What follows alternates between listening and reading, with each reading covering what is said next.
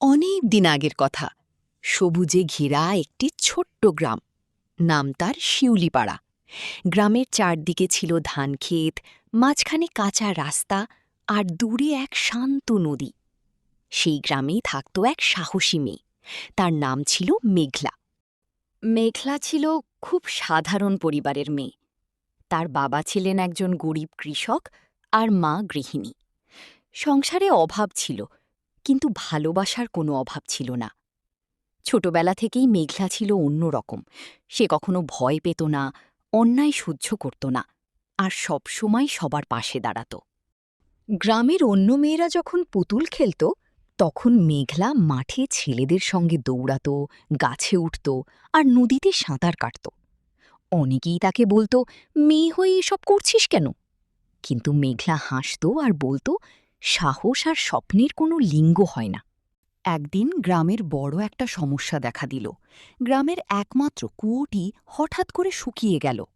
পানি ছাড়া গ্রামের মানুষের জীবন যেন থেমে গেলে। সবাই চিন্তিত হয়ে পড়ল।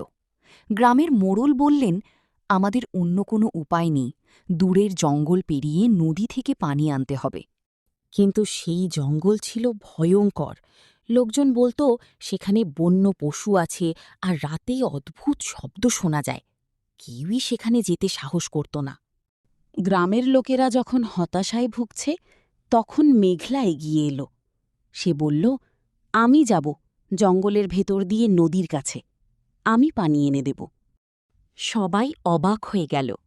কেউ বলল, এটা অসম্ভব। কেউ বলল, তুই মেয়ে মানুষ, তুই পারবি না। কিন্তু মেঘলা দৃঢ় কণ্ঠে বলল, চেষ্টা না করলে কিভাবে জানব পারব কিনা? তার মা কেঁদে ফেললেন। বললেন, মা, তুই আমার একমাত্র মেয়ে, তুই যদি কিছু হয়ে যায়? মেঘলা মায়ের হাত ধরে বলল, মা, আমি সাবধানে যাব।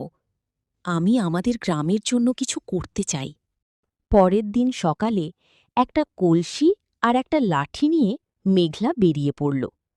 সূর্য তখনও পুরোপুরি ওঠেনি। চারপাশে কুয়াশা, পাখির ডাক, আর হালকা ঠান্ডা হাওয়া। জঙ্গলে ঢুকতেই পরিবেশ বদলে গেল। গাছগুলো অনেক উঁচু, আলো কম, আর চারপাশে অদ্ভুত নীরবতা। হঠাৎ কোথাও থেকে একটা আওয়াজ এলো। মনে হলো কোনো পশু নড়ছে। মেঘলার বুক ধড়ফড় করতে লাগল, কিন্তু সে থামল না। সে মনে মনে বলল, আমি ভয় পাব না, আমি পারব। একটু এগোতেই সে দেখতে পেল একটা ছোট হরিণ জালে আটকে আছে। হরিণটি ছটফট করছে। মেঘলা একটু ভয় পেল, কিন্তু তার মনে হল এটাকে সাহায্য করা উচিত। সে ধীরে ধীরে কাছে গেল আর সাবধানে জাল খুলে দিল। হরিণটি মুক্ত হয়ে কিছুক্ষণ তার দিকে তাকিয়ে রইল, তারপর জঙ্গলের ভেতর ছুটে গেল। মেঘলা আবার এগোতে লাগল। কিছু দূর গিয়ে সে নদীর শব্দ শুনতে পেল। তার মনে আনন্দ হল। সে বুঝল সে ঠিক পথেই এসেছে। নদীর কাছে পৌঁছে সে কলসি ভরে পানি নিল। ঠান্ডা পানি হাতে লাগতেই তার ক্লান্তি দূর হয়ে গেল। সে একটু বিশ্রাম নিয়ে আবার ফিরতে শুরু করল। সে একটা বড় গাছের নিচে কিছুক্ষণ দাঁড়াল, তারপর আবার হাঁটা শুরু করল। কাদা আর ভেজা পথে হাঁটা খুব কঠিন ছিল, কিন্তু সে হার মানল না। অবশেষে অনেক কষ্টের পর সে গ্রামের কাছে পৌঁছে গেল। গ্রামের মানুষ দূর থেকে তাকে দেখতে পেয়ে ছুটে এলো। মেঘলা হাসি মুখে কলসি বাড়িয়ে দিল, বলল, এই নিন আমাদের গ্রামের জন্য পানি। তার মা দৌড়ে এসে তাকে জড়িয়ে ধরলেন, চোখে আনন্দের জল। গ্রামে মোড়ল বললেন, আজ থেকে মেঘলা আমাদের গ্রামের গর্ব।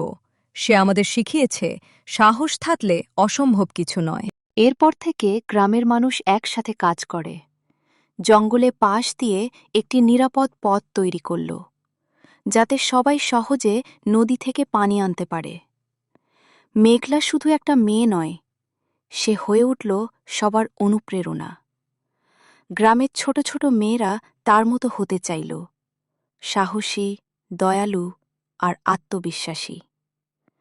মেঘলার গল্প আজও সেই গ্রামে শোনা যায়। যখনই কেউ ভয় পায় বা হতাশ হয়, তখন সবাই বলে, মেঘলার মতো রাখো, সব ঠিক হয়ে যাবে।